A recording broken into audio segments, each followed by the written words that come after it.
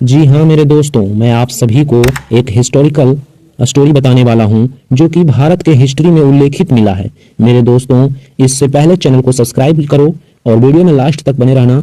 जाते वक्त like and comment जरूर कर देना। कहानी है 345 ईसा पूर्व की, जब मगध के धरती पर तूफान की तरह एक मगध पुत्र आया और उस मगध पुत्र का नाम था महापद्मनंद। था तो एक साधारण गरीब नाई का बेटा, लेकिन जिसने क्षत्रियों के गर्व को चूर चूर कर दिया। जी हाँ, वही महापद्मनंद जिसने शिशुनाग वंश के आखिरी राजा को हराया और अपने नाम के 2 अक्षर नंद के ऊपर अपने वंश का नामकरण कर नंद वंश का स्थापना किया और खुद को एकराट की उपाधि लिया। एकराट का मतलब होता है मेरे दोस्तों एकमात्र सम्राट। इन्होंने कलिंग, काशी, कौशल, पंचाल, लगभग पूरे उत्तर भारत को जीत लिया और इतने बड़े साम्राज्य को खड़ा कर उस गद्दी पर बैठ गया। पूरे भारत में हिस्ट्री का पहला इतना बड़ा साम्राज्य बना था। नंदों की सेना इतनी भयानक थी कि सिकंदर जैसे यूनानी आक्रमणकारी भी डर गए। सिकंदर ने भारत छोड़ दिया क्योंकि उसके सामने नंद साम्राज्य की सेना खड़ा था।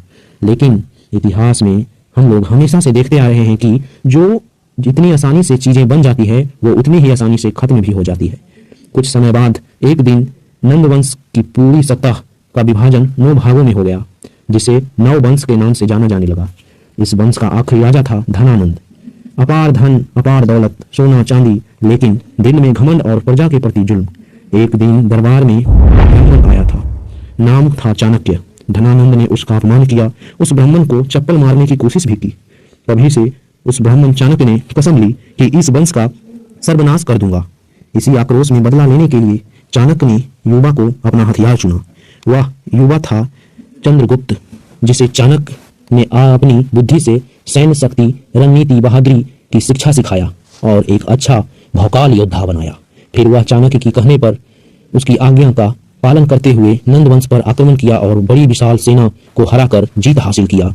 इस प्रकार नंद वंश खत्म हो गया और चंद्रगुप्त ने मौर्य साम्राज्य का स्थापना किया और चाणक्य की ली गई कसम को सच में बदल दिया। इससे हमें सीख मिलती है कि नाई का बेटा ने इतिहास बनाया और ब्राह्मण के अपमान कर उसने सारा इतिहास खो बैठा। इसलिए इंसान को बड़ा होने का घमंड नहीं करना चाहिए। मेरे दोस्तों, इस कहानी से आपको क्या सीख मिली, कमेंट में आप अपना राय जरूर बताना। और आज के लिए इतना ही। चैनल को सब्सक्राइब कर लेना क्योंकि मेरा हमेशा से ऐसा ही वीडियो आएगा और आपके पास नोटिफिकेशन सबसे पहले पहुंचे, इसलिए सब्सक्राइब जरूरी है। जय हिंद, जय भारत, राधे।